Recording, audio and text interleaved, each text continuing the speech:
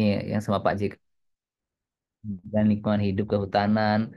Lalu kami terima juga dari Menpora. Nah, ini yang unik yang Menpora nih. Saya pernah daftar pemuda pelopor. Gagal ya adik-adik. Begitu saya terima penghargaan di Inggris, akhirnya dapat pemuda pelopor tanpa seleksi. Jadi sometime we lost a battle to win a big war ya. Dan termasuk Kementerian PUPR kasih penghargaan, Kementerian Kesehatan ya, dan lain sebagainya. Nah, terus nah tahun berikutnya, nah ini mungkin bagus buat contoh adik-adik ya. Jadi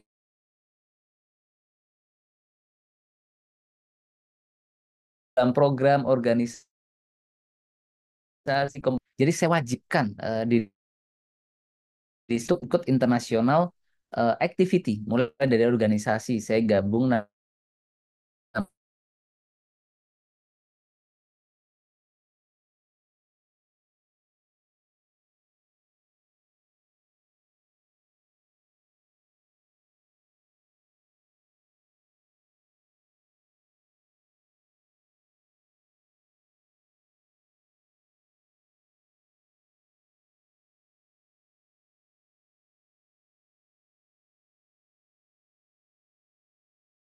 yang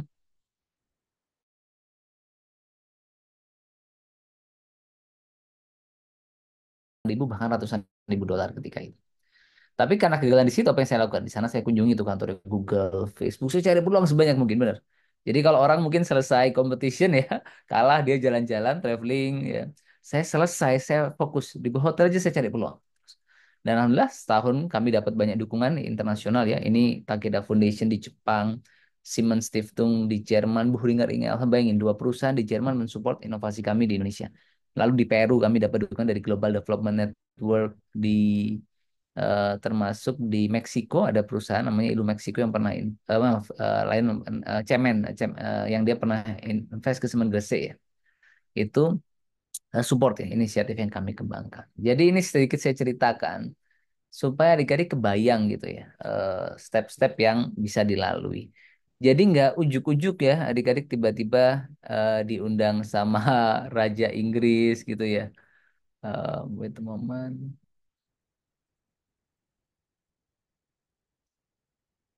Oke. Kemudian saya bersyukur ketika masih koas waktu itu ya, ya masih belum lulus dokter, dikasih penghargaan sama Raja Charles, lalu dikasih beasiswa nih yang mentoring dan pulang ya ini buat motivasi adik-adik ya. Waktu itu berarti sekali ya, dapat dana 1 miliar dari Raja Charles langsung ketika itu ya. Jadi akhirnya itu bisa jadi modal saya membuat berbagai inovasi. Termasuk Presiden Rusia siapa? Vladimir Putin ya. Itu memberikan saya apresiasi dan dukungan ya. Dan pengalaman ini I'm medical doctor. Memberikan saya degree insight pengalaman untuk berinteraksi ya dengan internasional stakeholder, dengan world class leader yang itu membantu saya di kemudian hari, termasuk John Kerry, Sekretaris Negara Amerika Serikat dan lain sebagainya. Jadi itu sedikit gambaran ya. Nah, saya kasih value sekarang mungkin. Yang pertama, oh sebelum masuk ke sana, apa sih yang saya kerjakan gitu kan? Kok bisa akhirnya dikasih penghargaan? Dan ini jadi top kalau adik-adik pelajari tokoh-tokoh paling berpengaruh di dunia. Raja Charles, Putin, dan nama-nama yang saya sebut ya, itu banyak memang dia masuk di top 10. Ya. Bayangin tokoh-tokoh itu bagaimana bisa akhirnya memberikan dukungan ya kepada kita. Dan dukungannya bukan hanya soal dana beasiswa masuk mulai dari berbagai negara dunia, lalu YC di Amerika Serikat sampai Kedutaan Besar Amerika langsung datang ke kantor kami di Malang dan lain sebagainya. Nah, yang saya kerjakan, saya buat namanya social entrepreneur. Jadi gini, kalau kamu nanti mau nata karir ke depan ada dua opsi sebenarnya. Yang pertama menjadi eminen, itu contains the idea of respected, kamu diakui orang karena ilmu yang kamu miliki. Kamu belajar jadi misalkan ahli biomedik ya, atau mungkin kamu mendalami sektor let's say rekayasa genetika kah atau apa ya, kemudian harian nanotech misalkan ya. Itu kalau kamu pelajari secara keilmuan terus, kamu bisa menjadi eminen. Kamu diakui orang karena knowledge ya, contents the idea of respected ya. Nah, yang kedua, prominent has the idea of being well known and important. Kamu diakui orang karena ide, gagasan, karya yang penting dan berperan besar di tengah-tengah masyarakat. Misalkan nih, Ahmad Zaki buat Bukalapak. Mas Timi buat kitabisa.com ya. Ada juga Prof. Nurul ya itu buat berbagai nano kan, nanoteknologi sampai ada nano bubble dan lain sebagainya. Ada berbagai rekan-rekan yang mereka akhirnya dikenal karena inovasinya, karyanya, legasinya, mau di bidang bisnis, sosial, teknologi apapun itu, yang penting ada satu hal yang berperan besar di tengah-tengah masyarakat ya. Nah, program yang pertama kali saya buat di kampus ya dengan dana PKM yang cuma dapat 7 juta rupiah ketika itu, namanya Klinik Asuransi Sampah. Mari kita saksikan.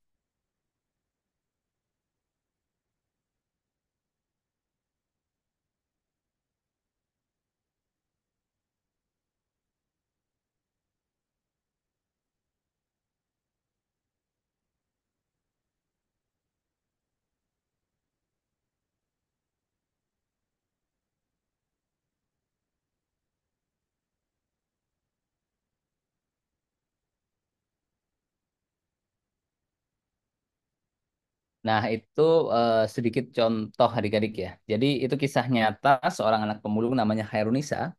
Dia sakit diare, tapi karena bapaknya nggak punya cukup uang, dia nggak bisa pergi berobat. Dia menemani bapaknya memulung sampai 5 Juni. Hairunisa ini meninggal dunia tepat di gerobak sampah ayahnya. Nah, kisah ini menjadi motivasi buat saya dan teman-teman mengembangkan yang namanya klinik asuransi sampah, karena kami yakin kesehatan adalah hak setiap orang, termasuk mereka yang membutuhkan. Jadi di tempat kami itu warga berobat bayar pakai kardus plastik, kebayang nggak? Waktu itu belum BPJS belum semasif sekarang ya. Waktu itu penerima asuransi itu dari berbagai private sector ya, dan itu program pemerintah di angka 10-15%-an ya. Dan lalu kami membuat sebuah micro insurance, which is garbage as financing resources ya. Jadi what we have done is make the community mobilize their own unused resources to become fun and give it back to them as access. Jadi mereka bayar sampah secara rutin, sakit nggak sakit ya. Kemudian ketika sakit mereka dapat layanan kesehatan di klinik kami. Bahkan ketika sudah di BPJS kami bayarkan iuran BPJS sehingga mereka bisa operasi rawat inap bagi yang membutuhkan. Dan ini pendapat warga atas apa yang kami kembangkan. Bà con nó không bị phơi phới vậy sao thì giáp thì giáp thì chỉnh nạ thì chỉnh nạ thì giáp oke kan cumi kalau bị phơi phới pada anuan deh ya apa nyaman nyaman sampah nyaman kalau liar ya nyaman liarnya sampah liar nyamanan.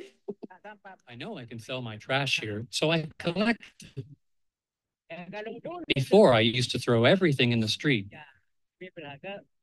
But now I started to realize that my rubbish could be useful. Pressure, and I need to see a doctor twice a month. I can visit a doctor without paying. Kalau suwon, orang beri pengobatan nekah, lagi, anu tang, menopang apa, mereka menganu sampah, mas, tidak jadi suwon.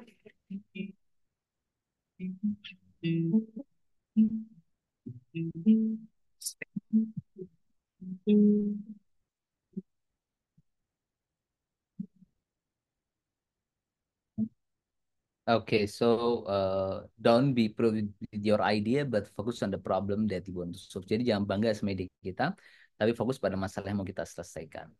Kemudian saya internship di rumah sakit, adik-adik saya magang, jaga mam di UGD. Saya terima pasien namanya Awalun Nikmah, anak yatim piatu patah tulang paha kiri butuh biaya operasi. Lalu saya upload di Facebook saya, besoknya banyak membantu.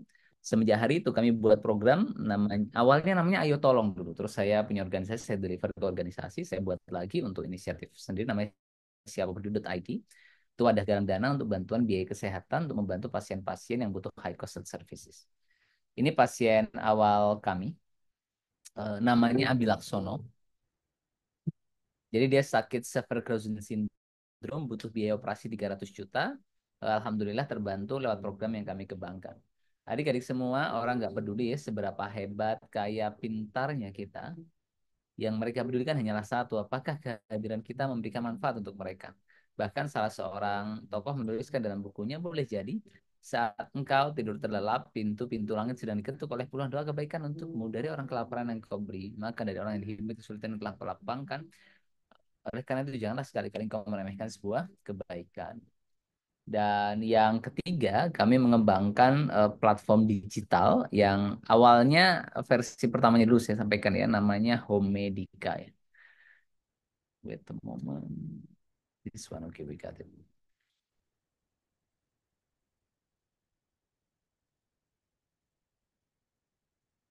Jadi lewat Home Medica ini kami mengembangkan inovasi untuk menghadirkan ya, tujuannya menghadirkan tenaga kesehatan di rumah pasien yang membutuhkan.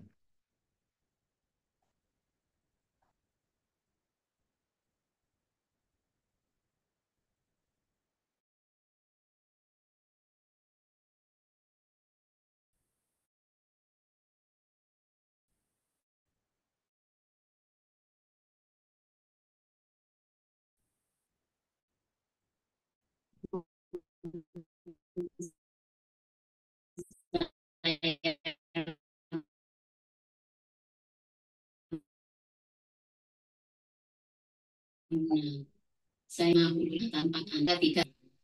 Semua hal ini meninggalkan depresi yang begitu mendalam. Saya merasa sendiri, terperangkap, dan tanpa ada bantuan sama sekali. Suatu ketika Medika datang dan bicara sama keluarga sekitar. Dan kami berbicara tentang kondisi saya. Medika membantu orang-orang kurang mampu dengan pengobatan gratis. Mereka mengetahui informasi tentang saya dan membantu saya bertemu dengan seorang perawat.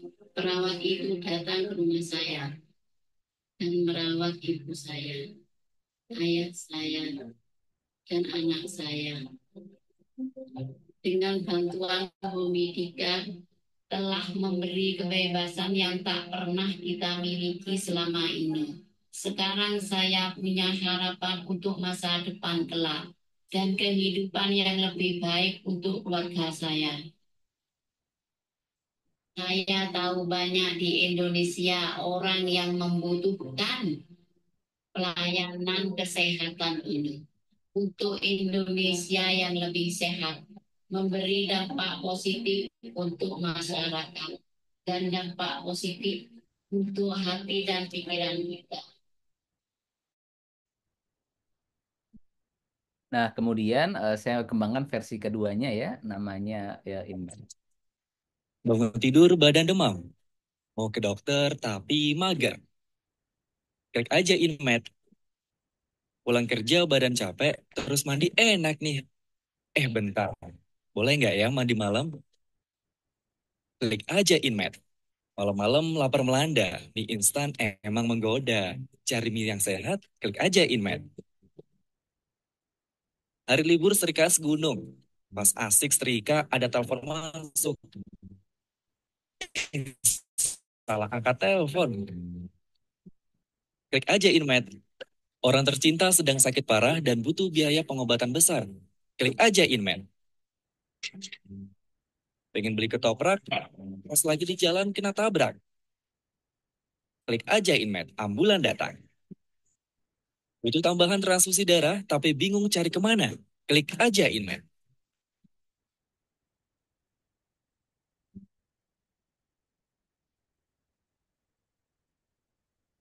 Hadirkan kesehatan dalam genggaman Anda.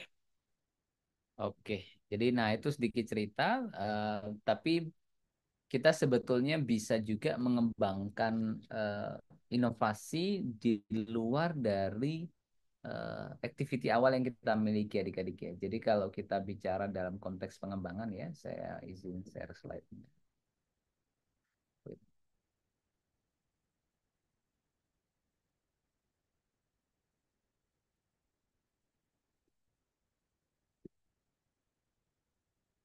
Oke, betul.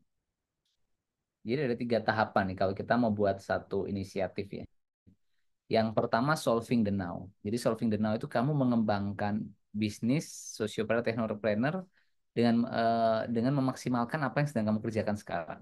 Misalnya saya di bidang kesehatan tadi fokus pada apa yang kita kembangkan sekarang. Ada lagi exploring the next. Kita mulai merespon tantangan dan peluang jangka menengah dari terobosan yang ada di sekitar ya, sektor kita.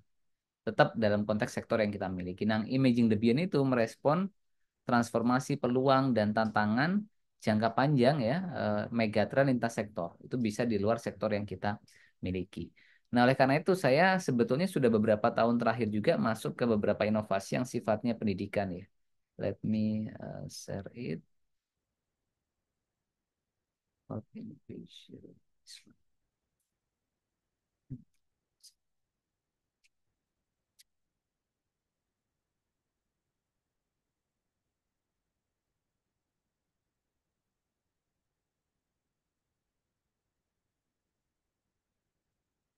at the moment.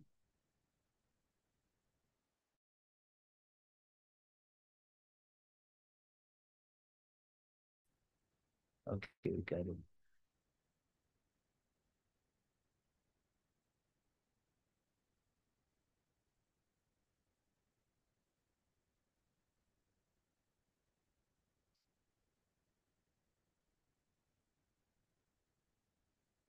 Fine.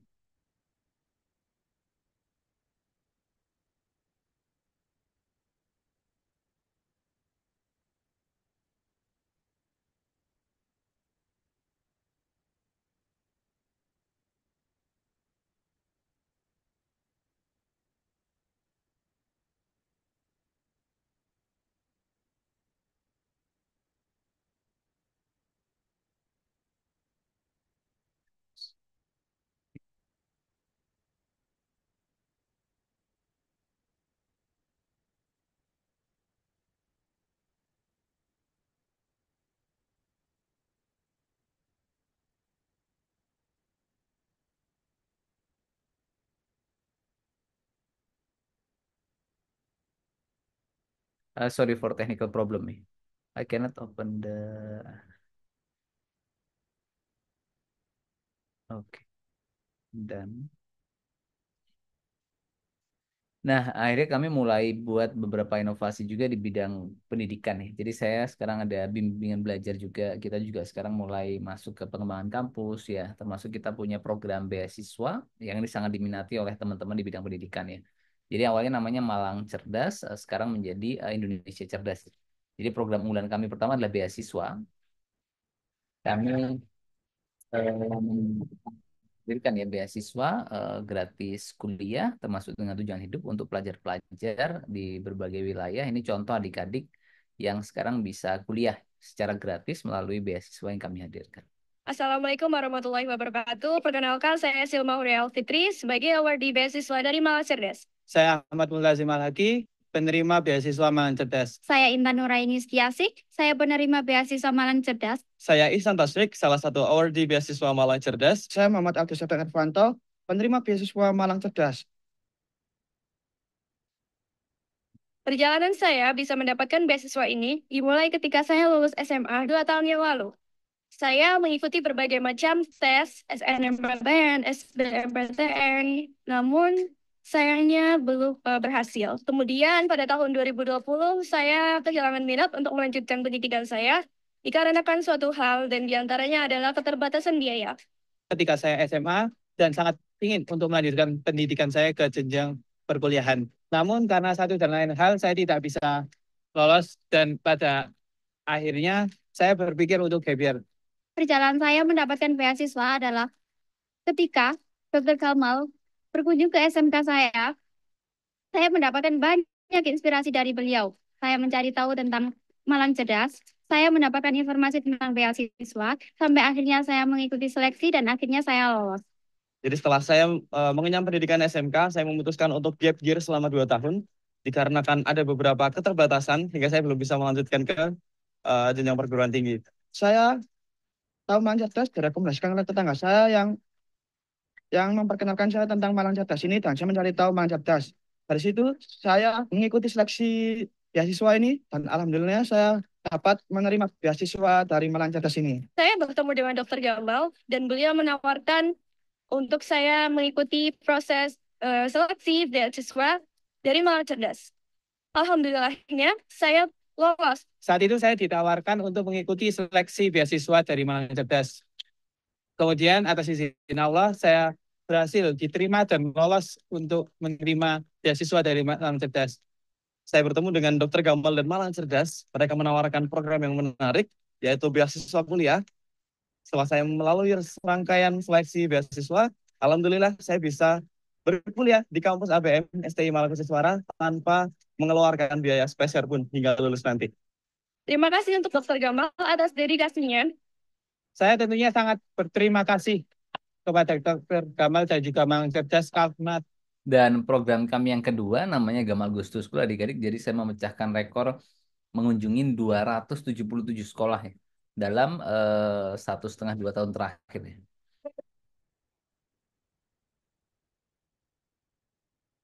Jadi kalau orang dengar 4.500 beasiswa yang kami berikan ataupun 270 sekolah yang saya kunjungi mungkin terdengar biasa.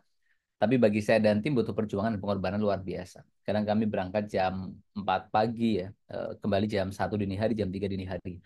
Karena kita punya prinsip lebih baik kita menderita karena kedisiplinan daripada kita menderita karena kegagalan, penyesalan, dan kekalahan. Dan sekarang kita akan sedikit bahas sebelum nanti masuk ke praktikal dan teoretikalnya ya. Ini contoh beberapa inovasi yang bisa menjadi referensi buat adik-adik ya. Ini saya temui langsung ya dari teman-teman saya dan beberapa pernah kami undang ke Indonesia ya. Ini kawan saya namanya Keller, saya ketemu di Denmark ketika itu. Beliau mengembangkan drone yang bisa mengirimkan kebutuhan kesehatan ke titik GPS yang ditentukan. Dan akhirnya mereka dinobatkan sebagai the second most disruptive innovation in the world. Rwanda is known as the land of a thousand hills. It is a very difficult country in terms of topography, and many areas are hard to reach. Traversing that terrain to get to a rural village can take hours, even though it's a very short distance. Today, if a mother is giving birth and suffers from postpartum hemorrhaging, her life is dependent on getting a blood transfusion. There are many different types of blood types. They have a limited shelf life. And the challenge is when you need blood, you need it immediately, but it is unpredictable which geography that will occur in. Hospitals that are in more remote areas can have a very hard time getting enough reliably supplied blood. The time to order and get the supplies by truck is just too late. There's no way that we can overcome the time that it takes to get anywhere during the rainy season. And people would say, okay, during the rainy season, we're just not going to make it. The best case scenario, it would take at least 4 hours. But with Zipline, we are looking at cutting that 4 hours to something like 15 minutes. It is a team of Rwandese who came together with Zipline to groom the project and to make it happen in Rwanda. Their ultimate vision is to put each and every one of those 11 million citizens within a 15 to 35-minute delivery of any essential medical product that they could need. That's a revolutionary idea for any country in the world. The use of drones to deliver life-saving medical products can overcome the lack of road infrastructure. We need to let our imagination soar. When you have a commodity, rare in supply, that might be an unusual blood type or something like a rabies vaccine, and you need it immediately, the idea that we could use a drone to be able to deliver this to the country is absolutely brilliant. There's nothing else that could do that in that way. It is like we will no longer go around the hills, but we fly over the hills. We've pulled together a team from places like Boeing, SpaceX, Google, Lockheed Martin. And it's an honor for Zipline to partner with the government of Rwanda. We place a hub next to an existing medical warehouse, and it instantly enables that warehouse to make hundreds of deliveries per day to any location within range. The doctor sends us their order by text, by phone call, whatever's convenient. Somebody identifies the need and then prepares the package, puts it on a drone, Then we take that vehicle and we put it through pre-flight tests. It's launched, it flies automatically out to the clinic. The path has been already calculated. It's in the computer. And then they'll receive a text message saying, Zip is 2 minutes away, please walk outside. It drops the packet. Somebody goes and collects it. It turns around, it flies home, and then we get it ready for the next delivery. Our service not only makes it possible, but also affordable for countries to deliver reliable access to essential medicines for all of their citizens. What we are looking forward to see here is saving lives. This isn't a small step forward. This is a transformational change to how we provide medical care to people across the world. Oke, jadi dengan Zipline yang biasanya mungkin ambulans butuh atau kendaraan butuh waktu 6 jam, 8 jam, atau 5 jam bisa ditempuh dalam waktu 15 menit. Lalu ini kawan saya Ratul namanya, dia dari India, pernah kami undang untuk sharing pengalamannya ketika itu. Dan beliau mengembangkan bamboo bracelet ya. Jadi ini untuk memonitor suhu tubuh bayi baru lahir untuk mengurangi resiko kematian akibat hipotermia dan sudah akhirnya dikembangkan di banyak negara. Bahkan UNICEF ya CDC itu melakukan evaluasi dan memberikan menunjukkan bahwa inovasi ini punya dampak yang signifikan.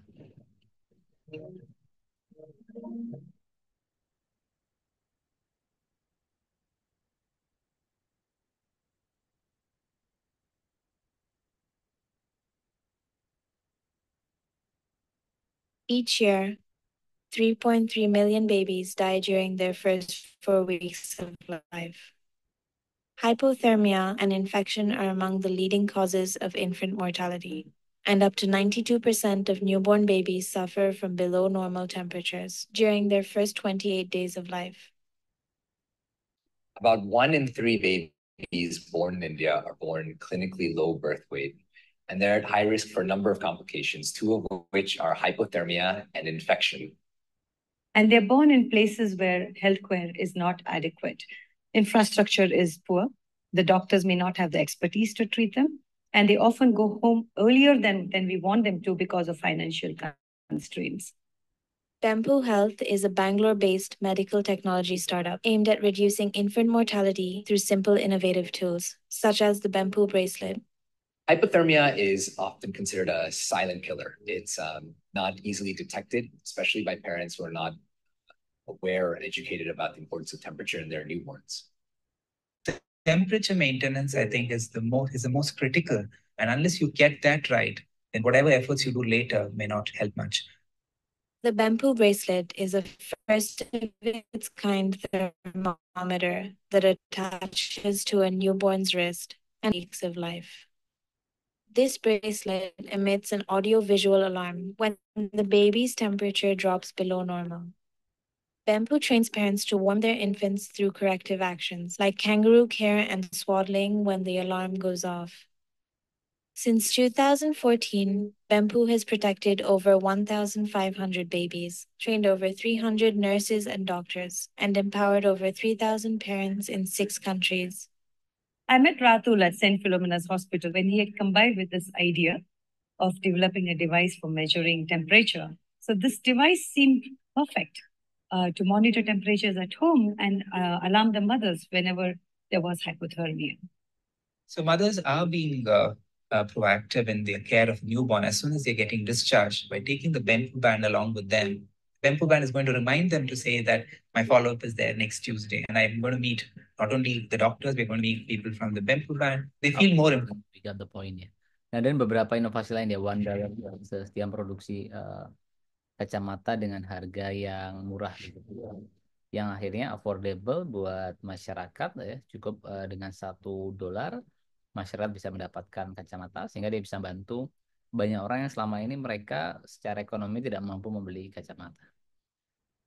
Lalu salah satu yang berkembang cukup baik ya, jadi bisa pelajari di Ping An, Cina, dia sudah IPO ya.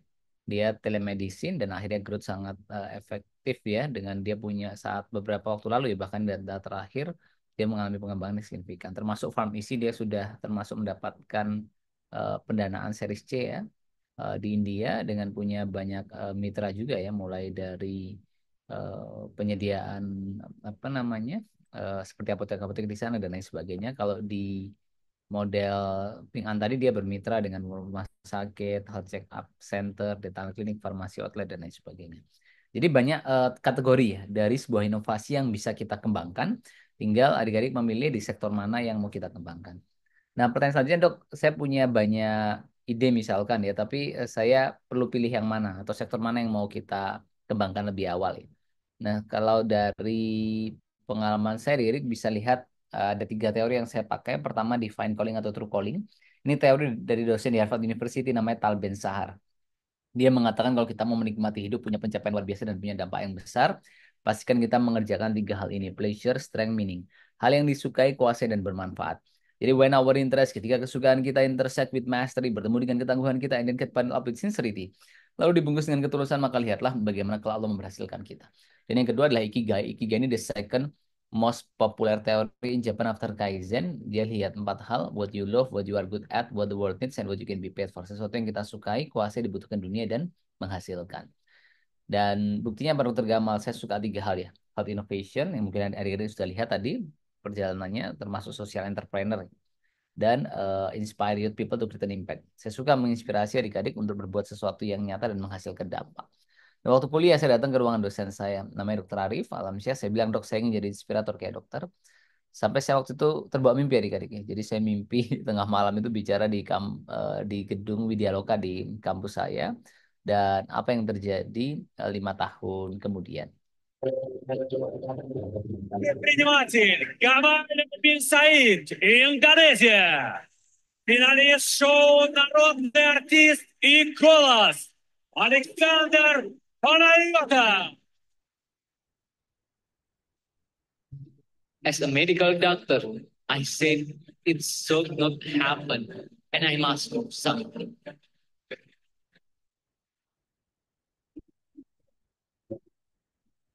We want to give freedom from fear and pain because we believe that health is fundamental human right. Friends, don't let anyone look down on you because you are young. So considering that millions of people still need help, our world is not finished. We still have a big job.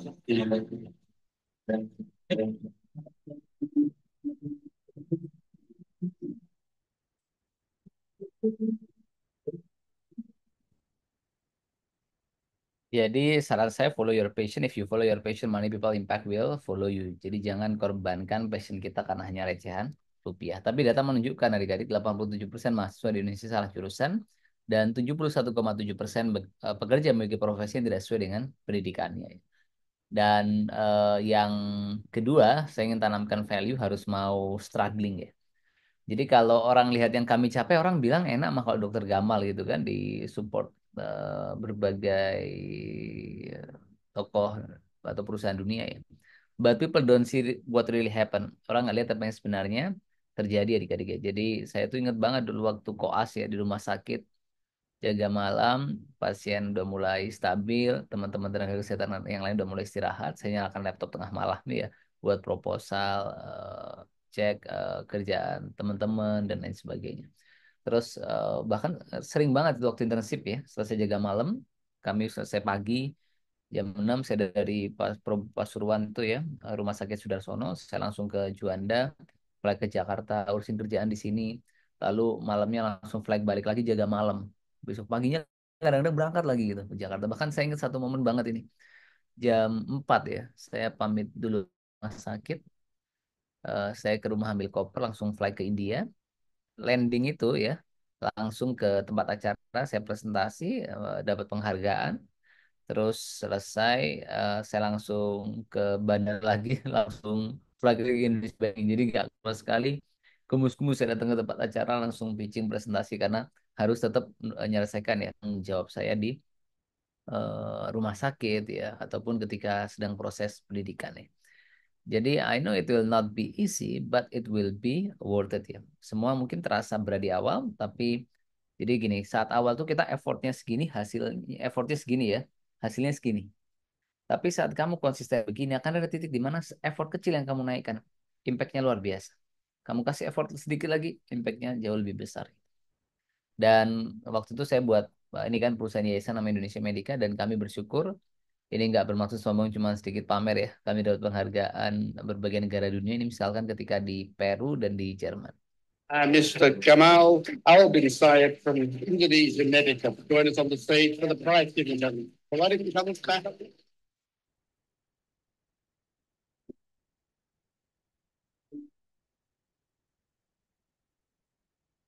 Gamal, please come on stage.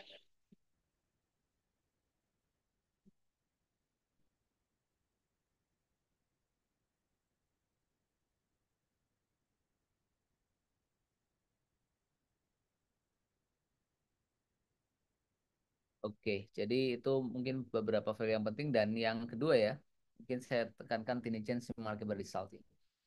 Jadi tidak ada inovasi yang sempurna sih awal dikembangkan, tidak ada inovator yang sempurna sih awal mengembangkan inovasi. Jadi sebenarnya kadang-kadang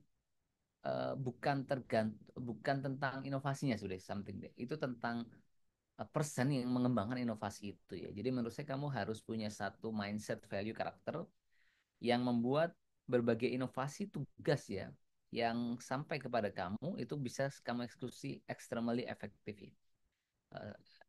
Efektif secara ekstrim.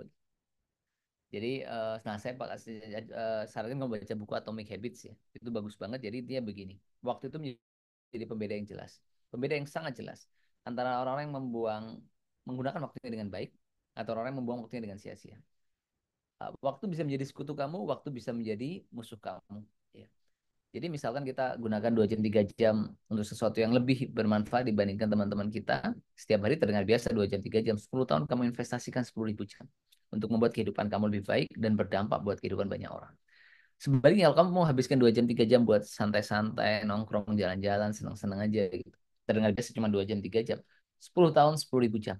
Kamu buang secara sia-sia. Yang padahal tuh kalau kamu konversikan tadi ya ke sesuatu yang positif, kamu akan punya pencapaian yang luar biasa di kemudian hari. Oke, sekarang kita bahas ini theoretical approach-nya dulu ya. Ini akan sedikit teoritis ya, tapi akan sangat bermanfaat buat adik-adik untuk punya satu landscape berpikir yang lengkap sebelum kita bahas practical approach-nya ya. Jadi apa yang saya kerjakan ini namanya sociopreneur adik-adik. Kenapa kita bisa memilih jalur menjadi sociopreneur? Pertama, akselerasi. Jadi begini. Misalkan kamu nanti kerja di satu perusahaan, let's say, atau di satu tempat kamu bisa dapat gaji mungkin 5-10, let's say misalkan. 10 tahun ya, kamu bisa total kan 121,2 miliar misalkan. Berarti kan kamu kebayang nggak 10 tahun bekerja mungkin kamu baru bisa beli rumah di depan rumah orang tua kamu atau dekat. Tetapi ketika kamu menjadi social entrepreneur ya, kamu akan mampu mengakselerasi. Ya, karena akan ada misalkan 20, 30, 40, 50 orang tim yang bekerja bersama kita yang akhirnya sesuatu yang selesai 10 tahun tadi itu bisa kamu capai dalam 6 bulan atau setahun, setahun setengah. Kedua, aktualisasi. Bagi saya happiness nggak terukur tuh. Waktu akhirnya kami launching aplikasi digital, waktu saya akhirnya bisa mendirikan kliniknya, let's say, atau akhirnya tadi bisa membagikan beasiswa ya. Nah, terus yang ketiga freedom, kita bisa memilih sektor apa yang mau kita kerjakan, dan yang keempat ini yang mahal sebenarnya, sense of usefulness, rasa kebermanfaatan. Jadi kita merasa apa yang kita kerjakan itu bukan semata-mata keuangan buat kita, tapi juga memberikan banyak manfaat buat orang lain. Misalkan saya mencoba di Malang Cerdasnya, itu bagi saya happiness banget ya. Kamu bayangin ada satu keluarga yang 2 anaknya terima beasiswa dari kami, dua-duanya sekarang kuliah. Satu di ABM, satu di UNS, ya. Mereka dapat tunjangan setiap bulan. Kebayang nggak kita bisa merubah kehidupan sebuah keluarga. Misalkan juga bahkan nggak sedikit orang tua penerima beasiswa kami yang menangis gitu. Awalnya dia berpikir nggak bisa kuliah anaknya, sekarang bisa kuliah ke tempat yang lebih tinggi. Nah, apa itu social entrepreneur? Kalau kata Bill Drayton, social entrepreneur are not content just to give fish or teach how to fish. They will not rest until they revolutionize the fishing industry. Jadi kamu gak akan berhenti ya sampai kamu merevolusi industri perikanan. Jadi bukan cuma ngajarin orang ngasih ikan atau ngajarin orang mancing, tapi kita nggak akan berhenti sampai kita merevolusi industri perikanan. Nah, kenapa sociopreneur lahir itu? Pertama, karena ketidakmampuan negara menyelesaikan semua masalah Kedua, karena ketidakmampuan organisasi non-profit ya menyelesaikan masalah. Ketiga, karena ketidakmampuan organisasi multilateral ya. Dan ketidakmampuan sektor for profit menyelesaikan masalah karena orientasi finansial. Biasanya sektor non-profit tidak mampu menyelesaikan semua masalah karena keterbatasan resources ya. Dan sektor for profit tidak bisa menyelesaikan semua masalah karena orientasi finansial mereka. Dan akhirnya lahirlah sosial banyak definisi, tapi yang baik jadi dudukan itu teorinya DIS ya. Jadi kita mengadopsi sebuah misi, itu kata kuncinya. Lalu kita mengejar peluang tanpa henti. Terus kita cari peluang di dalam, luar negeri, dimanapun begitu. Dan yang ketiga ini terlibat dalam proses inovasi, adaptasi, dan pembelajaran yang berkelanjutan. Ya. Jadi tadi yang saya katakan, tidak ada inovasi yang sempurna si awal dibuat. Tidak ada inovator yang sempurna si awal membuat inovasi. Inovator yang belajar, inovasinya lebih baik ya akhirnya. Oleh karena itu tugas kita segera memulai.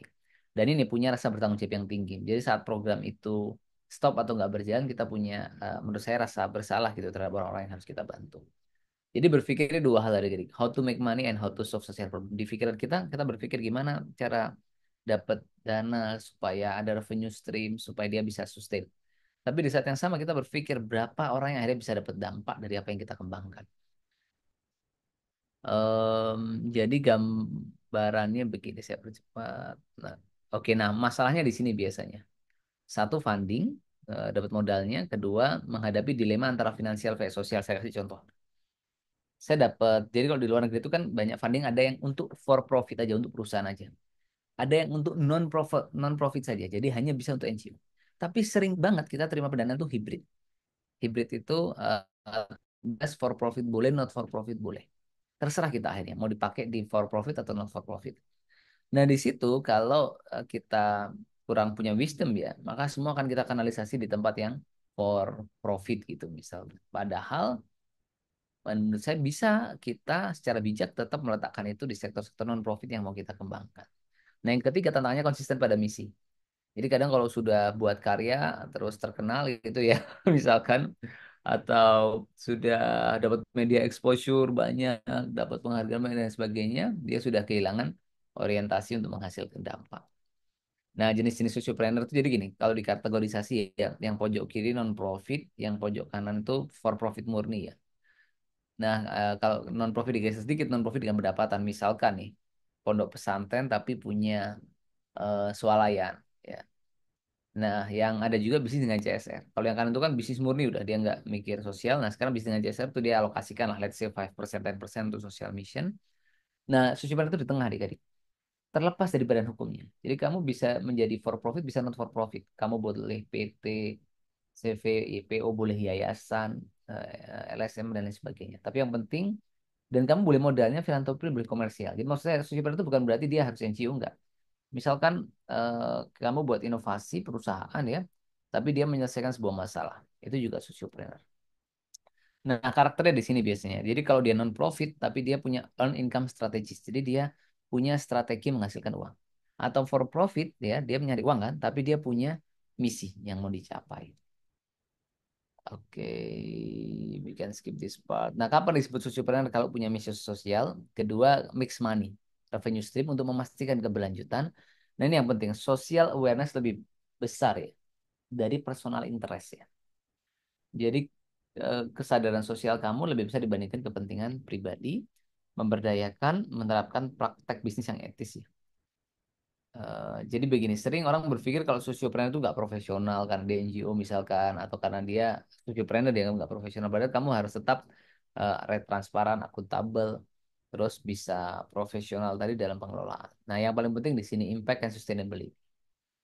Jadi makanya saya sampaikan jangan sibuk membuat orang impresi tapi fokuslah menghasilkan dampak. Don't try to impress people but focus to impact people. Because impress will be lost but impact will survive. Maybe you are impressive but are you impactful? Dan sustainability ini untuk memastikan keberlanjutan apa yang kamu mulai.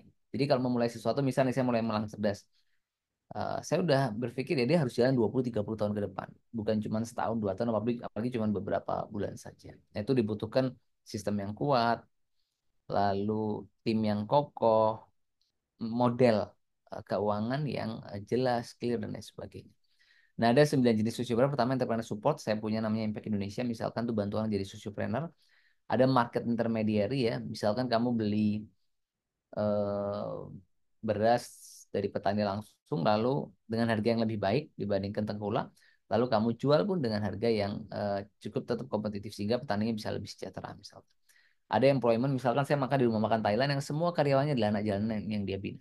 Ada teman saya di Balikpapan, dia buat perusahaan yang banyak pekerjaannya adalah orang-orang disabilitas misalkan. Lalu ada juga fee for service kayak sekolah, rumah sakit itu sosiopreneur. Orang bisa mikir loh, rumah sakit kan bisnis, kok bisa dia disebut sosiopreneur? Misalkan nih, di satu kota, nggak ada rumah sakit dari kita. Orang butuh waktu 4 jam untuk sampai ke rumah sakit. Atau 3 jam. Lalu kamu bangun rumah sakit di sana. Even you make money, ya you solving the problem. Kamu menyelesaikan masalah di situ. Sehingga orang cuma butuh 15 menit untuk sampai ke rumah sakit. Lalu low income client, melayani orang berpenghasilan rendah seperti yang kami lakukan di klinik sampah, operasi yang kita ketahui bersama, market linkage seperti yang dilakukan oleh e-commerce, telemedicine hari ini ya. Banyak edutech juga melakukan fintech ya, termasuk service subsidization. Jadi contohnya begini. Pernah saya ke Jambi, jadi dia punya sekolah ya, banyak entitas setiap tahun tapi 100 anak gratis diambilkan dari subsidi silang dari yang lainnya. Atau kamu punya klinik misalkan nanti atau punya rumah sakit let's say gitu. Even kamu punya for profit ya, walaupun ada jaminan kesehatan, kamu misalkan punya kuota gitu, anggaran yang kamu berikan untuk serving orang-orang yang nggak mampu. Nah, ini sering terjadi dalam konteks membantu lewat entitas yang kita ambil. Dan itu punya dampak. Jadi saya kasih contoh gini. Saya bantu ribuan anak kuliah di Malang Raya. Eh, Sekolah ya di Malang Raya. Akhirnya orang tahu bahwa entitas kita itu punya misi yang baik. Sehingga ketika saya punya entitas yang lain ya, dia akan berpikir tetap menggunakan servis dari, misalkan saya contoh punya sekolah let's say bimbel, kampus dan lain sebagainya ya. Sehingga penerima teman-teman ini akan lebih prefer untuk misalkan atau ingin ikut bimbel gitu. Ikut bimbel Dr. Gamal misalkan. Atau bahkan entitas yang lain sekalipun. Kenapa? Karena akhirnya kamu punya social capital. Itu yang orang jarang ukur. Jadi social capital yang kita miliki itu sebetulnya berdampak pada bisnis secara signifikan. Sampai contoh nih, ada satu usaha di Malang gitu ya, catering akhir dan lain sebagainya. Dia pasang foto saya jadi adik di situ. Dan dia bilang ya, akhirnya sekarang meningkat, dia punya sampai belasan cabang. Ya, karena tadi orang tahu, oh ini orang bahkan salah pikir, dipikir ini punya dokter Gamal padahal bukan begitu. Tapi akhirnya value ya yang kamu miliki lewat social mission itu tanpa kamu niatkan untuk mendapatkan keuntungan pun akan banyak kebaikan yang kembali. Nah, organisasi support ini begini, ini exit way. Kalau bisnisnya secara keuangan nggak memadai, misal nih kamu punya bangun entah nanti yayasan atau sekolah atau kamu layanan kesehatan untuk membantu masyarakat, tapi keuangannya nggak bagus nih, pemasukannya nggak cukup biayain. Nah, ada solusi sebenarnya. Kamu bisa buat satu perusahaan, perusahaannya menghasilkan uang, yang keuntungannya dipakai untuk social mission dari entitas lain yang kamu miliki. Itu kejadian, ada teman saya Pak Gino di Malang, dia punya usaha toko bangunan yang akhirnya dari situ dia bisa mendapatkan keuntungannya untuk menggaji guru-guru misalkan di sekolahnya. Nah ini tapi ini commonly digunakan ketika tadi ya dia nggak sustainable secara keuangan. Oke, I think itu theoretical approach. Nah sekarang kita bicara yang practical approach ini yang paling penting. Jadi gimana caranya kamu bisa mulai sekarang ya? Dok, saya punya ide. Saya mau buat bisnis kah atau inovasi teknopreneur, sociopreneur, di mana dan bagaimana saya bisa memulainya ya. This one. Oke, wait a moment. Pertama jadi sociopreneur nggak senang yang kamu bayangin. Kadang meninggalkan gaji tetap tadi, misalkan mengorbankan tabungan pribadi ya. Lalu menghadapi kerugian, menghadapi analisis bisnis yang salah, ya nggak sedikit. Sudah saya buat satu inovasi, benar-benar habisnya ratusan juta, tapi akhirnya dia nggak growth. Kehilangan tim, kehabisan sumber daya. Jadi sometimes you get, sometimes you lose.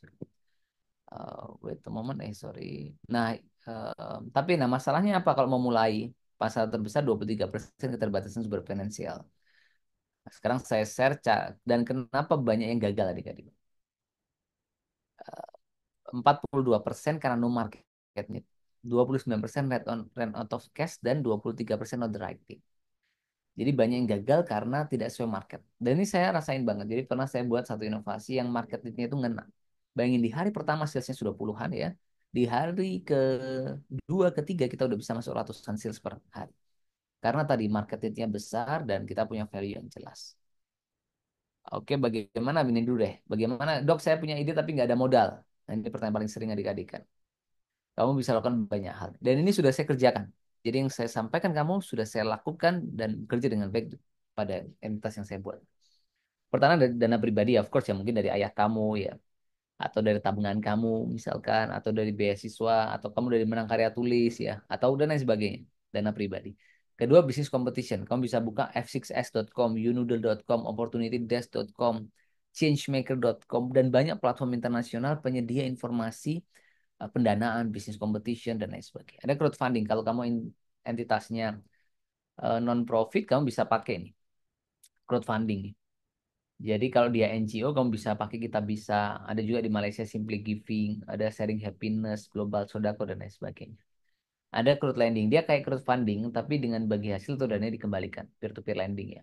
Di Indonesia misalkan cucunya Prof. Elim itu, Prof. Emil, namanya gandeng tangan. Ada teman saya di Singapura, Munsi, dia buat namanya Etis. Etis ini jadi pendanaan peer-to-peer lending ya. Di Indonesia dia buat dengan capital boost. Jadi Etis sama capital boost ini buat kamu yang concern sama crowd lending tapi pendekatannya ekonomi syariah ya misalkan. Jadi misalnya contoh ini dalam konteks inovasi umumnya ya. Kamu membuat satu perumahan yang ramah lingkungan dan lain sebagainya misalkan. Kamu buat proposalnya, detail pendanaannya sekian, kebutuhannya, profitnya, planningnya sekian dan sebagainya. Lalu kamu ajukan ke etis itu, nah dia bisa memberikan pendanaan itu. Lalu dari situ nanti tentu ada bagi hasil ke etis. Yang etis pun sebenarnya menghimpun dana dari masyarakat gitu. Bahkan sekarang udah tren orang bisa pilih dia mau invest di crowd lending di project yang mana gitu. Misalkan ada project nanobubble nih, ada project telemedicine, ada project fintech dan lain sebagainya. Nah, kita bisa pilih mau peer-to-peer lending di platform yang mana. Ada inkubator, angel investor, venture capitalist, ini orang invest perusahaan investasi. Dia percaya sama saya adik-adik. Banyak orang yang mau invest ya. Mereka cari orang yang tepat, yang punya reputasi kredibilitas, dan yang kedua inovasi yang traction-nya bagus terukur.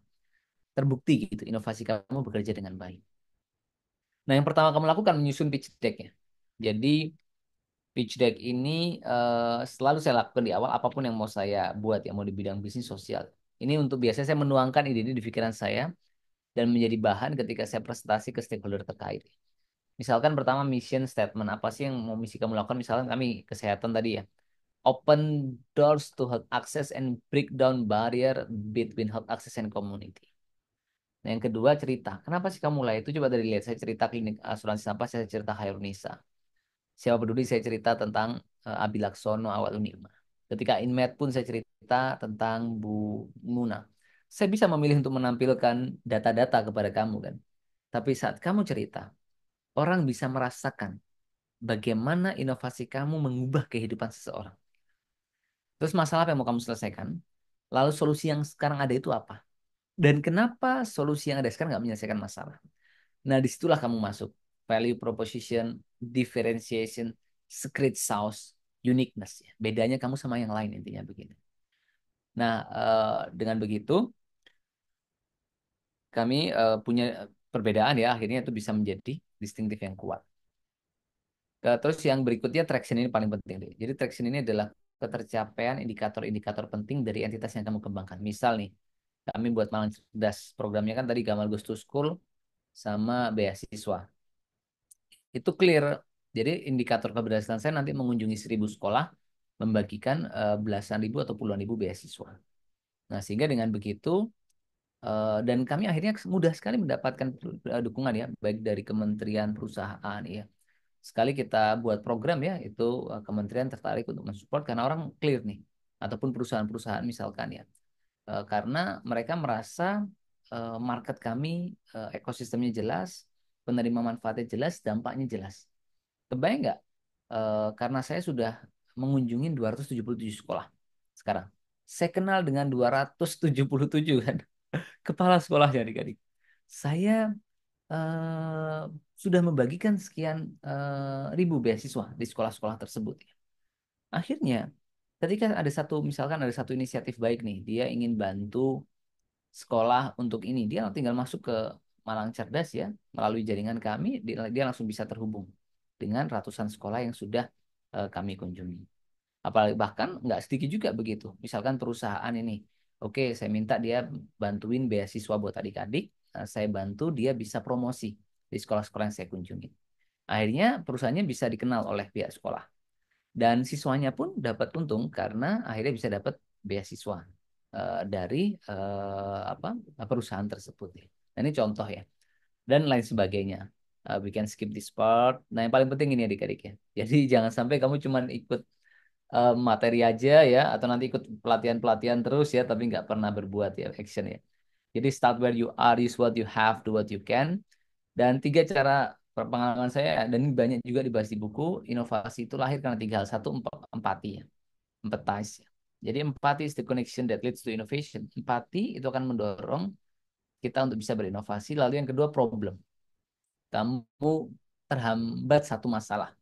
Misal nih contoh, masih kuliah, terus kamu butuh keuangan lebih. Itu problem. Dan itu sebenarnya bisa mendorong kamu akhirnya berinovasi untuk membuat kamu misalkan punya kesejahteraan lebih begitu dalam konteks keuangan. Atau misalkan ada teman kamu yang kesulitan bayar SPP misalkan ya. Lalu kamu akhirnya memulai satu inovasi untuk membantu teman-teman. Dulu saya jadi ketua organisasi di fakultas ya, itu saya buat program beasiswa. Jadi teman-teman yang kesulitan bayar SPP akhirnya bayangin ya, di organisasi kampus ini seperti himpunan BEM dan sebagainya ya. Saya salah satu LSU namanya dulu. Itu kami memberikan beasiswa buat teman-teman di angkatan. Kadang itu dirasakan langsung manfaatnya. Jadi karena ada problem saat itu. Saya tahu beberapa teman mereka kesulitan sekali membayar SPP kuliah. Jadi problem is primary engine of innovation, but problem is not enough because innovation is pivotal moment when talented, ambitious, and motivated people seek the opportunity to act on their idea. Dan ide itu murah merealisasikannya yang mahal. Jadi ide-ide cemerlang butuh eksekusi yang mantap, sistematis, dan terencana. Ini bukan hanya mahal secara finance menurut saya, tapi ya ada harga yang mahal yang harus dibayar dari sebuah karya ataupun inovasi. Nah, terus bisa lahir juga karena need seeker, kebutuhan masyarakat yang belum terpenuhi ini bisa dilakukan oleh MacBook, iPhone di sini dia. Market trader kayak Samsung nih. Dia mempelajari tren pasar, lalu melakukan inovasi incremental dengan cepat. Ada juga teknologi driver kayak Google buat Google Map ya. Ini tergantung kemampuan tim engineer dalam berinovasi. Atau Pokemon Go waktu itu misalkan. Nah, inovasi ini ada 4. Ada incremental, kamu menambahkan sedikit. Kamu punya aplikasi digital, kamu tambahin satu fitur di situ. Misalkan awalnya layanannya home care, lalu kamu tambahin telemedicine, orang bisa telepon, konsultasi ke tenaga kesehatan. Ada juga architectural innovation, kamu pakai di tempat lain. Misalkan kita pakai zipline ke Sulawesi itu, atau ke Gunung Bromo, Gunung Semeru ya. Bisa. Atau disruptif itu mengganggu kemapanan sekarang. Misalkan yang dilakukan oleh ini apa namanya transportasi ya. Grab, Gojek dulu orang bisa pakai transportasi seperti taksi-taksi umum, sekarang dengan ada itu terdisrupt. Atau fintech, dulu orang cuma ngandalin bank, sekarang e-wallet punya dana yang cukup besar, bahkan di beberapa negara dana di e-wallet itu lebih besar daripada yang ada di apa perbankan ya, sehingga mereka bahkan mengelola dana yang lebih besar. Kebayang nggak, misal nih kalau lihat lebih dalam fintech tadi ya, kita masukin uang ke dana GoPay atau itu kan dana banyak. Itu kalau misalkan dia masukin ke perbankan ya, kebayang nggak berapa per hari gitu yang dia akan terima ya dari apa bunga ataupun skema bagi hasil dan lain sebagainya. Lalu disrupt radikal ini beda banget. Misal dulu transportasi darat terus ke udara. Ini biasanya butuh atau dulu pakai lilin terus pakai lampu ya. Nah, itu radikal innovation. Itu the next level of innovation. Bisa baca bukunya Lean Startup adik-adik. Jadi intinya kalau buat ide, coba dulu. Kamu keluar dari kantor, ketemu orang penerima manfaatnya atau user kamu, customer kamu, terima feedback, kumpulkan datanya untuk perbaikan. Oke, jadi misalkan nih kamu buat tadi aplikasi digital. Kamu ngobrol sama user bilang, downloadnya susah nih di HP saya. ini apa namanya error misalkan, atau ini prosesnya kelamaan nih, mau transaksi aja harus begini. Kenapa nggak gini aja? Nah itu kamu terima informasi terus untuk memperbaiki terus.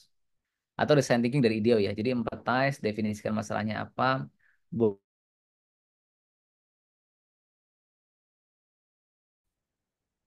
oke, dan bisnis canvas model saya yakin sudah banyak yang belajar ini, tapi intinya sih di sini kuncinya di value proposition, apa sih value yang mau kamu deliver. Jadi kita itu adik-adik ya,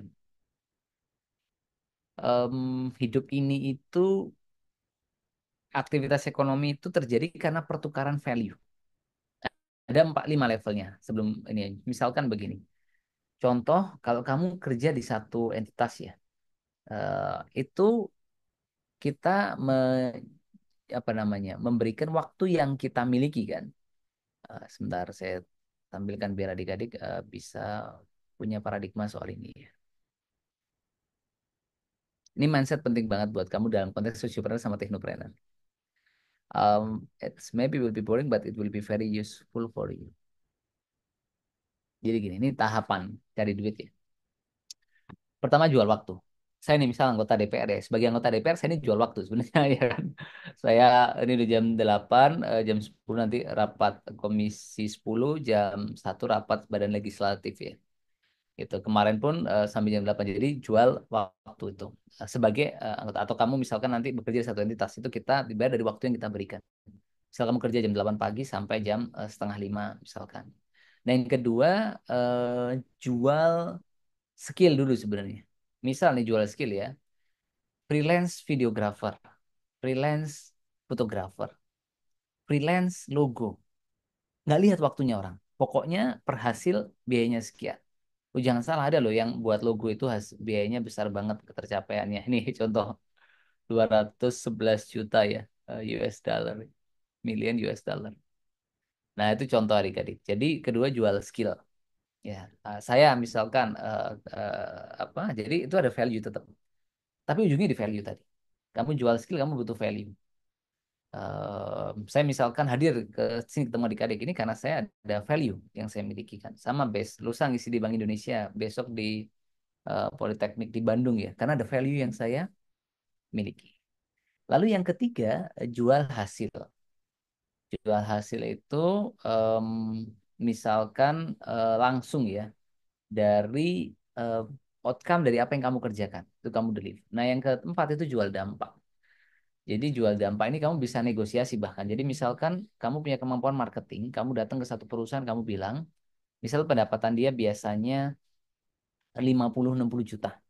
Nah, saya misal punya follower banyak di medsos kan, lalu saya punya perusahaan branding, saya datang ke perusahaan itu, saya ambil sahamnya 10%, itu sering kejadian adik-adik. Jadi kami punya banyak saham di beberapa perusahaan, range-nya tidak besar, 10-30%. Tetapi karena saya bantu dia marketing.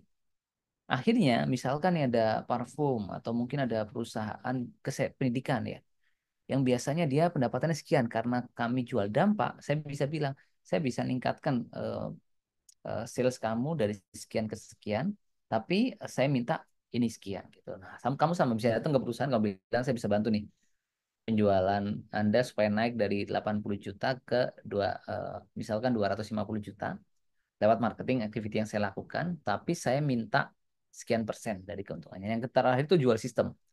Jual sistem yang paling berat tapi ini hasilnya luar biasa. Misal adik-adik contoh sekarang alih kelola kampus misalkan ya, atau ada perusahaan dijual ya, itu nilainya besar karena kamu membeli izinnya juga, membeli tempatnya ya, tanah bangunannya, kamu juga membeli SDM yang ada di situ ya, kamu juga membeli sistem manajemen yang ada di sana. Misalkan ada satu rumah sakit, dia mau kolaps keuangannya, nah itu jual sistem itu ya. Walaupun kondisinya dia sulit ya, karena kamu membeli sebuah sistem dengan semua perangkatnya itu biayanya tinggi banget ya. Atau ketika alih kelola tadi misalkan ya. Nah itu gambaran em, tahapan ya. Saya kasih gambarnya supaya adik-adik punya insight bahwa banyak yang bisa kamu kerjakan, tapi ujungnya apa? Value yang kita miliki begitu. Bahkan salah satu teman saya, dia termasuk ya, masuk 40 orang paling kaya di Indonesia waktu itu. Dia sukses adik-adik karena apa? Kamu tahu restrukturisasi. Jadi waktu Krismon dia punya keahlian financial management yang luar biasa. Suatu ketika dia ngasih jasa ke satu perusahaan. Dia ngasih jasa ke perusahaan itu. Lalu perusahaan itu ternyata nggak mampu bayar. Apa yang dilakukan perusahaan itu? Perusahaan itu bayar sama saham. Akhirnya kebayang nggak, perusahaan itu bayar sama saham. Ternyata 6 bulan kemudian sahamnya naik adik-adik. Akhirnya semenjak itu teman saya ya, mungkin adik tahu Mas Sandiaga Uno, itu dia akhirnya tumbuh ya secara dampak finansial karena dia membantu restrukturisasi dengan saham dari perusahaan tersebut ya. Nah itu gambaran. Nah tadi kita sampai di mana tuh? Value ya. Nah itu ujungnya sebenarnya di sana. Bagaimana kamu bisa punya satu value yang jelas ya dalam diri kamu. Jadi jangan orang sering bilang jaringan penting, jaringan penting. Jaringan itu hanya berguna adik-adik kalau kamu punya value yang bisa kamu deliver. Saya kasih contoh, kamu kenal sama menteri misalkan nih. Kenal sama gubernur atau kenal sama pengusaha besar gitu. Emang so what kalau kenal aja? Mau ikut dia kemana-mana pergi aja? Enggak kan? Nah, jaringan itu akan berguna kalau kamu punya value dalam diri kamu. Misalkan kamu punya knowledge, kamu bisa kasih satu pengetahuan. Itu jadi value. Akhirnya, misal dulu saya pernah diajak Kementerian Lingkungan Hidup keliling. BIMTEK, ya, karena masuk di Rakernas Nasional program saya diajak keliling ke berbagai kota Indonesia. Saya punya value, lingkungan hidup, inovasi klinik sampah yang bisa direplikasi di berbagai kota. Oke, kita kembali lagi. Sedikit lagi adik-adik ya. Berikutnya yang penting ini, founder product market fit. Kamu yakin cocok suka sama produk yang kamu kembangkan. Jadi pertama itu dulu, founder market fit cocok sama market yang tujuh. Saya dokter, tenaga kesehatan, inovasi kesehatan. Atau yang kedua karena tadi ya founder product fit cocok, yakin, percaya, suka sama produk yang dikembangkan. Ketiga, product market fit. Kamu mampu memberikan satisfaction kepada customer, menjadi added value dan termasuk menjadi solusi bagi penggunanya. Nah, kamu bisa mulai sendiri, bisa mulai bareng teman. Tapi hati-hati kalau mulai bareng teman-teman ya. Kadang-kadang asik sama teman-teman. Ya udah kita bareng-bareng yuk mulai usaha ini gitu kan. Habis berkembang akhirnya berantem tuh banyak. 65% startup gagal karena konflik co-foundernya. Jadi kalau sudah founder itu kelebihannya kamu punya otoritas penuh. Kamu putusin semau kamu. Ya otoritas penuh. Misal di perusahaan saya karena saya pemiliknya udah apapun keputusan cepat. Saya ambil. Saya terima laporan ini, saya setujui nggak saya setujui. Kita ke sini, targetnya ini, KPI-nya ini, dananya dipakai untuk ini nggak perlu dihilangin. Itu udah secepat itu kita bisa ambil keputusan. Kita terima analisis. Tapi kalau co-founder nggak bisa. Jadi solo founder tadi otoritas penuh, kamu ambil keputusan bisa cepat, ya. Terus keuntungan juga lebih besar sebenarnya karena kamu nggak perlu bagi hasil. Kalau untung ini ya. Terus punya kebebasan dengan keleluasan dengan cara sendiri. Nah, terus kekurangannya apa? Menghadapi resiko tantangan yang lebih besar. Kalau ada masalah kamu selesai sendiri. Misal nih, tanggal 5 besok gajian. Kalau di perusahaan itu nggak ada dana, kamu sebagai ownernya ya harus tanggung jawab sepenuhnya kan. Kamu nggak bisa. Tapi kalau co-founder bisa cari solusi bareng, gitu. Bisa ditanggung bareng, gitu kan. Terus mengandalkan jaring personal. Terus yang ketiga menanggung beban finansial lebih besar, nah semua kamu tanggung. Dan yang keempat, kadang-kadang ini merasa kesepian ya, karena harus menghadapi semua masalah tantangan sendiri. Nah kalau co-founder enaknya dulu modal bareng-bareng. Lalu sumber daya bisa diakumulasikan. Saya misalkan jaringan kuat, media sosial kuat, lalu teman saya bagus di produk development-nya, ya. Dia bisa buat produknya gitu. Satu misalkan ahli di manajemennya. Nah, ketiga jaringan yang lebih luas ya kan masing-masing punya network, terus ide gagasan lebih banyak. Kadang kita nggak kepikiran sesuatu, gitu, tapi co-founder kita kepikiran. Nah, kekurangannya ini menghadapi konflik tadi perbedaan ide gagasan. Karena kita dibesarkan dengan cara yang berbeda, kita baca buku yang berbeda, belajar berbeda dengan cara yang berbeda ya, pengalaman berbeda sehingga kita punya paradigma yang berbeda. Misal satu boros banget di perusahaan. Terus misalkan yang satu efisien banget karena budaya keluarganya efisien gitu. Dan lain sebagainya. Dan yang terjebak dengan co-founder yang salah nih hati-hati ya. Jadi kita terjebak sama orang yang ternyata nggak seperti yang kita bayangin. Oke, terakhir people management ya. You can invent alone, but you can innovate alone. Innovation is team sport. Inovasi adalah olahraga tim. Oke, I think I give many ya information, experience and knowledge for all of you. Dan mungkin pesan terakhir ya dari saya buat adik-adik semua. Pertama, Study hard, work hard in silence, and let your impact be your noise. Belajar keraslah dalam sunyi dan biarkan keberhasilan menjadi bisimu. Dan ini dari hati adik-adik. Kenapa sih jadi susi peran itu enak? Karena bagi saya dia adalah titik perdamaian ya, antara keinginan kita mencapai kesejahteraan pribadi, keluarga, dengan harapan kita memberikan kebermanfaatan dan kebaikan di akhirat. Jadi di sini kamu bisa mix money, saat yang sama kamu juga bisa solving problem dan tentunya berhadap amal dari Tuhan yang Maha Kuasa.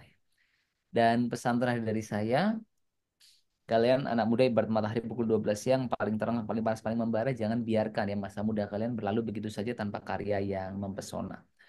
Jika kita sempurnakan niat, maka yakinlah Allah akan menyempurnakan pertolongannya, dan kalau akhirat dan kebaikan yang kita tuju, maka dunia akan datang dalam keadaan tunduk. Kupas buah manggis, puas nggak puas, waktunya habis. Burung cendrawasih dari Irian. Terima kasih, cukup sekian. Wassalamualaikum warahmatullahi wabarakatuh. Waalaikumsalam warahmatullahi wabarakatuh. Sungguh luar biasa, Masya Allah, Dokter Gamal. Saya hampir nggak bisa berkata-kata dengan prestasinya Dokter Gamal. Terima kasih sekali lagi kepada Dokter Gamal atas paparannya yang sangat inspiratif, sangat insightful, memberi wawasan baru bagi kita semua dan adik-adik mahasiswa. Semoga energi positif, semangat positif dari Dokter Gamal menjadi motivasi teman-teman semuanya untuk mengubah ide yang awalnya hanya ide dalam pikiran, kemudian ide dalam tulisan, sehingga menjadi karya yang berimpact kepada masyarakat. Seperti pesan-pesan dari Dokter Gamal dari awal paparan, buatlah profil kalian yang sebagus mungkin agar nantinya mendapatkan impact yang setinggi mungkin. Bagaimana nantinya ide yang teman-teman bikin bisa menyelesaikan masalah sosial, dan ketika menyelesaikan masalah sosial itu tidak luput dari kegagalan-kegagalan sehingga mencapai kesuksesan. Namun kegagalan ini nanti bisa menjadi evaluasi bagi teman-teman untuk meningkatkan inovasinya. Gitu ya teman-teman. Lah, inovasi atau ide ini bisa dituangkan melalui karya ilmiah yang bisa dikompetisikan untuk menghasilkan apa itu profil yang lebih bagus, kemudian ataupun menjadi startup. Dan startup pun juga perlu diperhatikan bagaimana pembeda inovasi teman-teman nantinya itu bisa menyelesaikan masalah yang tidak dimiliki oleh inovator yang lainnya. Kata Dokter Gamal, ide itu murah, namun yang mahal itu adalah realisasinya. Begitu ya Dokter G. Terima kasih Dokter Gamal. Berikutnya kami akan membuka sesi tanya jawab bagi teman-teman yang hendak bertanya. Dipersilahkan. Mungkin ada yang bertanya dengan raise hand. Silahkan. Baik. Oke, kepada Bu Usi. Silahkan Bu Usi. Ini Bu Usi adalah salah satu dosen kami, Dokter Gamal, dosen muda. Silahkan Bu Usi. Ya, cek. Suara saya terdengar? Tidak. Terdengar. Oke, alhamdulillah. Assalamualaikum warahmatullahi wabarakatuh. Terima kasih atas kesempatannya kepada Ibu Fitri yang sudah menunjuk saya dan juga Dokter Gamal yang luar biasa sekali. Mungkin jika berbicara tentang praktikal itu tadi, Dokter, mengenai kita harus memulai dari apa yang kita bisa dan apa yang kita punyai terlebih dahulu. Saya cukup memiliki concern mungkin lebih ke arah jika kita ingin membentuk sesuatu yang besar, mungkin kita tidak bisa menjadi Superman begitu, tapi kita bisa menjadi super team. Akan tetapi untuk mencari orang-orang yang sebenarnya memiliki core value yang sama, memiliki visi yang sama, itu bagaimana cara menyaringnya begitu, Dokter.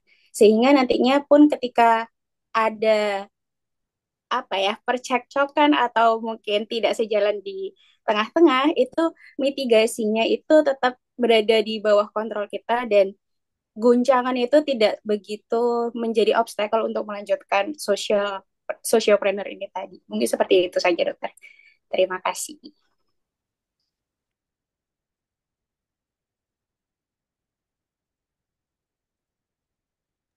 Terima kasih kepada Bu Inut Firdausi. Dokter Gamal, apakah langsung dijawab? Izin ditampung ya. Oh, sekalian. izin ditampung. Baik. Bagi teman-teman yang lain, mungkin ada pertanyaan? Baik, Naila. Naila Andarifika, silahkan. Naila ini Hai. merupakan mahasiswa kami, Dr. Gamal, yang saat ini sedang melakukan IISMA, begitu. Boleh diceritakan, Naila, apa pertanyaannya?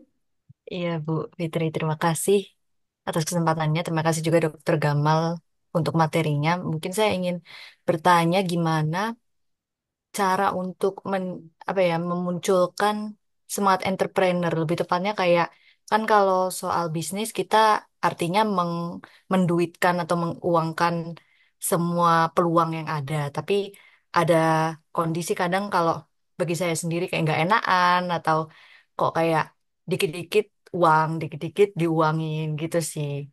Menurut dokter gimana? Terima kasih. Baik, mungkin satu pertanyaan lagi dari teman-teman.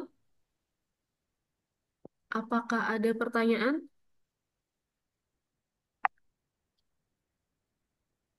Silahkan raise hand atau mungkin kalau malu-malu boleh ditanyakan melalui kolom chat.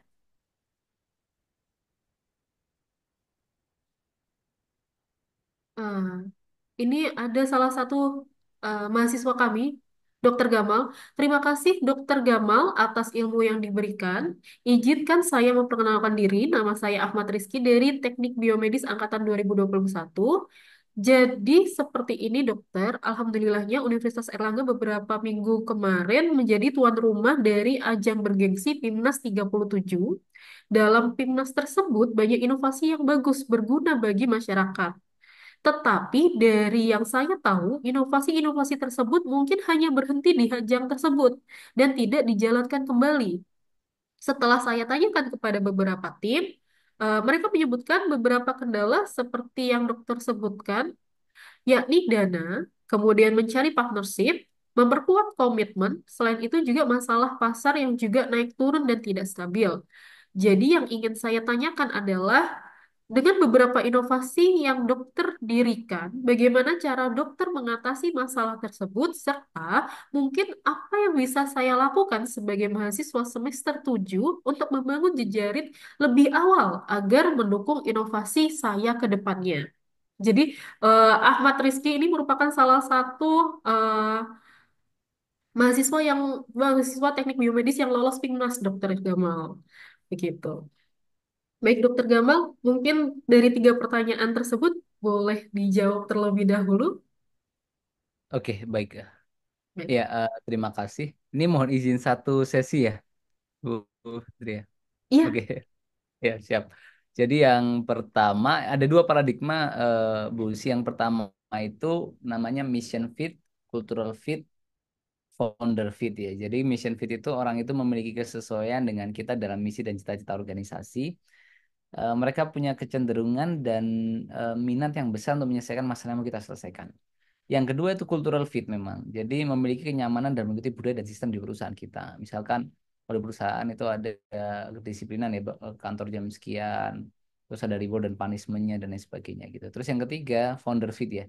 Jadi punya chemistry yang sesuai dengan pendiri atau pimpinan. Jadi nggak bisa dipungkiri memang pada level-level tertentu kalau misal kita interview ya, kita nggak akan akhirnya kita akan cari orang yang kita merasa cocok gitu, kita merasa kompatibel, kita merasa eh, nyaman ya, atau chemistry kita masuk sama orang tersebut ya. Itu penting bahkan pada beberapa level yang sifatnya strategis ya. Lalu ke misalkan saya ambil contoh ya, ketika saya di sini nih DPR itu kan kami anggota DPR punya kuota tenaga ahli 7 orang. Iya. Dan penting buat saya ketemu yang chemistry-nya cocok. Karena kalau chemistry-nya nggak cocok, misal dia nanti melakukan hal-hal yang tidak sepatutnya, ya kan, mengambil peluang misal ya yang itu tidak seharusnya, negatif dan lain sebagainya, tentu akan memberikan dampak. Sehingga saya clear harus zero risk. Beberapa chemistry itu saya lihat dari track record dia sebelumnya juga. Gitu. Termasuk di level perusahaan. Nah, tapi ada paradigma kedua. Jadi paradigma kedua ini agak sedikit berbeda dengan yang pertama tadi, tetapi bisa menjadi opsi apa ya, mungkin para pandangan lain ya terkait hal ini. Wait. Okay, this one.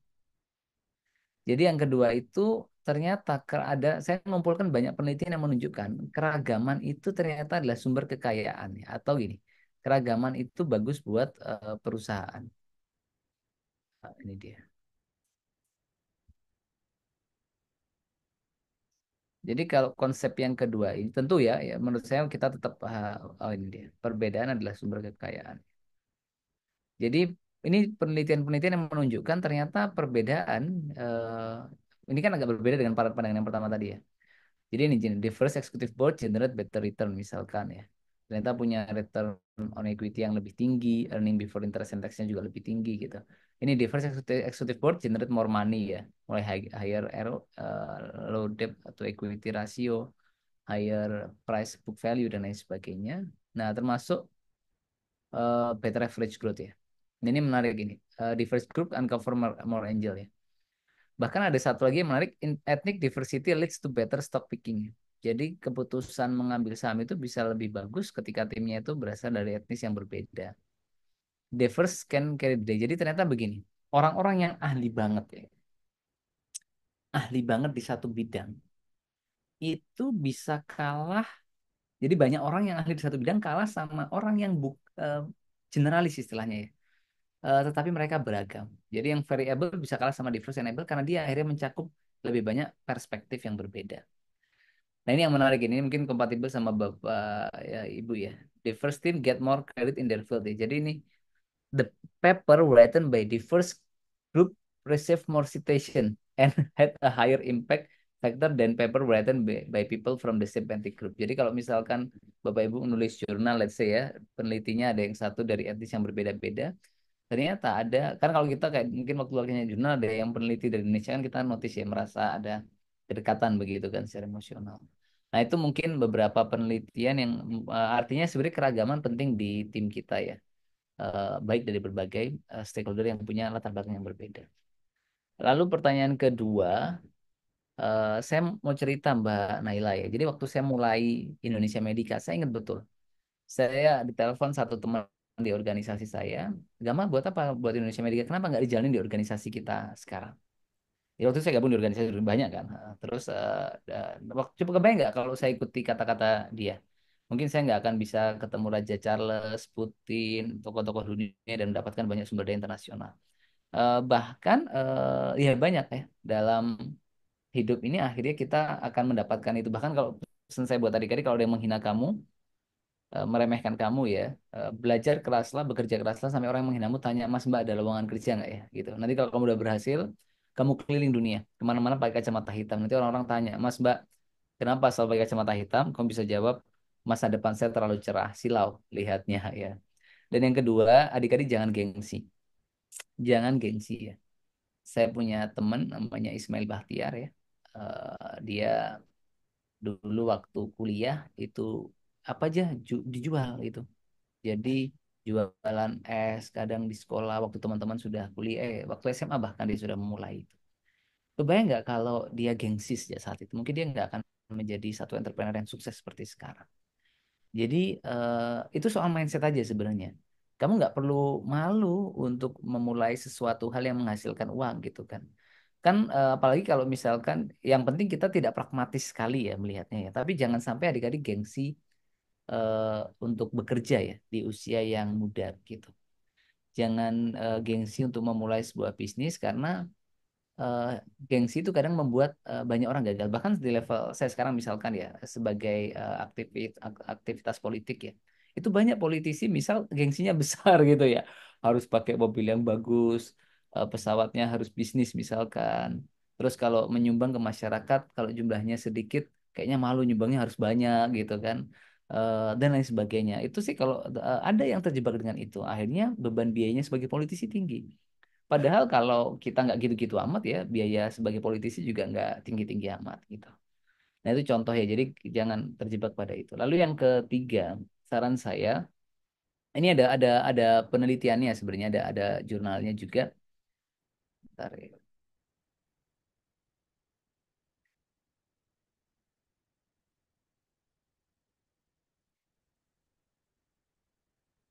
Jadi ada satu penelitian di McMaster University. Dia mereview eh, 2.800 penelitian, tapi hasilnya cuma 5 yang diterapkan. Dan ternyata ada barier yang besar antara kemampuan kita memproduksi pengetahuan dengan kemampuan kita mendistribusikan pengetahuan. Nah, ini kan challenging. How many of your research and studies have been applied in practice? Nah, bahkan kalau di sektor kesehatan itu lebih kompleks ya. Jadi ada jadi player, ini alasan-alasan kenapa inovasi di bidang kesehatan lebih berat. Playernya itu workload-nya berlebih, cari funding lebih sulit ya, karena kebijakannya ketat sekali kan. Lalu customer-nya itu human sebagai penerima manfaatnya, yang itu soal apa kesehatan, soal keselamatan dan lain sebagainya. Nah, ada satu yang menarik ini bahkan, why doctors can be good at inventing but bad for innovation. Jadi ini di jurnal ini ya, ada perusahaan yang dipimpin dokter itu punya resiko gagal 4 kali lipat lebih besar karena workload-nya yang berlebih gitu. Nah, mau saya bahas apa Mas? Tadi kalau lihat di sini kan ada banyak faktor yang menentukan. Nah, saran saya apa? Satu, make it simple. Itu kuncinya. Make it simple. Misalnya, saya kasih contoh. Ada satu usaha kami, eh, itu 1 kali dapat customer ya. Misal kita dapat pemasukan bisa 10 sampai 20. 1 bulan dapat 4, 5, kadang bisa 7, 8 gitu. Tergantung kalau akhir tahun itu bisa naik. Nah, karena saya make it simple, akhirnya saya berpikirnya gimana customer-nya bisa meningkat. As simple as that. Kami sudah punya value, pokoknya kalau dapat ke sini, ke tempat ini bisa dapat revenue sekian. Nah, sehingga sebenarnya simpel aja karena value udah jelas nih PIC-nya. Yang bagian mengelola ya, eksekutif eh, namanya ya, itu 1 orang negosiasi deal. Satu bagian entah mau broadcast, marketing atau offering gitu, satu tim. Nah, dengan begitu kamu akan fokusnya kasih contoh banyak teman-teman yang di bidang entrepreneur lingkungan itu kadang buat buang sampah. Waduh, kalau diberitakan luar biasa gitu. Saya ke tempatnya, ternyata sampahnya sedikit juga gitu kayak di tempat saya, nggak gede-gede banget gitu loh maksudnya pengelolaannya. Tapi kalau cerita kayak wah banget gitu. Nah, itu contoh bank sampah yang diliput besar itu kadang-kadang kalah loh adik-adik sama tetangganya nenek saya. Tetangga nenek saya ini dia, mohon maaf masih muda itu kalau orang bilang lontang-lantung dulu ya. Terus dia usaha plastik. Sekarang beliau akhirnya jadi pengusaha besar gitu di dekat rumah nenek saya. Fokus ya. Ya, itu real bisnis pengelolaan sampah gitu. Sampah dicacah, dipel, dimasukkan ke pabrik gitu. Nah, maksud saya itu yang saya sebut fokus dan konkret ya. Jadi ada 4 jenis bisnis kalau bilang. Ada yang bintang, ya pencitraannya bagus gitu ya. Jadi high profile tapi low profit, low impact ya. Lebih baik tadi low profile, high profit and high impact. Mungkin itu dari saya. Saya terima kasih Bapak Ibu dan mohon maaf jika ada salah dan kurang. Dan mungkin pesan penutup saya dari adik-adik semua. Jadi kita harus bersyukur ya. Tuhan memberikan kesempatan adik-adik bisa kuliah di kampus yang luar biasa, di fakultas yang luar biasa. Jadi Tuhan menitipkan rahmatnya dalam tangan-tangan kita ini. Dengan tangan-tangan ini ya, kita bisa berinovasi, bisa membantu banyak orang, ya, bisa membahagiakan orang-orang di sekitar kita. Dan cara terbaik bersyukur adalah menggunakan nikmat yang Tuhan berikan ini dengan sebaik-baiknya dan sebaik-baik cara. Dan akhir kata, kalau kamu tidak berjuang keras mengejar mimpi dan cita-citamu, maka suatu hari nanti orang lain akan membayar kamu untuk mengejar mimpi mereka. Kesepian tanpa kekasih, cukup sekian dan terima kasih. Wassalamualaikum warahmatullahi wabarakatuh. Waalaikumsalam warahmatullahi wabarakatuh. Terima kasih Dokter Gamal. Mohon maaf teman-teman semuanya karena keterbatasan waktu. Jadi sesi tanya jawab kita cukupkan sampai di sini. Terima kasih juga kepada Dokter Gamal atas jawaban-jawaban yang mencerahkan. Semoga menginspirasi teman-teman semuanya bahwa ide kita tuangkan dalam suatu inovasi untuk bisa berbuat baik kepada masyarakat luas gitu. Teman-teman juga terima kasih semua peserta atas partisipasinya aktif dalam diskusi kali ini. Dengan demikian, acara guest lecture kita, serangkaian acara dari hari Sabtu kemarin kita tutup. Namun sebelum berakhir, terima kasih kembali kepada Dr. Gamal, Ibu Riris Rulantias selaku Kaprodi. Kemudian terima kasih kepada Prof. Husnul Ain yang turut bergabung. Terima kasih kembali kepada Dr. Prihartini Widianti, kepada seluruh dosen S1 Teknik Biomedis dan para peserta mahasiswa yang telah mengikuti acara ini hingga selesai. Saya selaku MC dan moderator memohon maaf apabila banyak kesalahan selama memandu acara ini. Sampai jumpa di acara berikutnya. Semoga kita bisa berjumpa lagi dengan Dr. Gamal di lain kesempatan. Saya akhiri. Wassalamualaikum warahmatullahi wabarakatuh. Selamat pagi, salam sehat. Sampai jumpa kembali. Terima kasih, Dokter Gamal. Baik, Ibu. Terima kasih, Dokter Oke, Gamal. Sehat dokter. selalu. Amin, Saya amin. sehat selalu.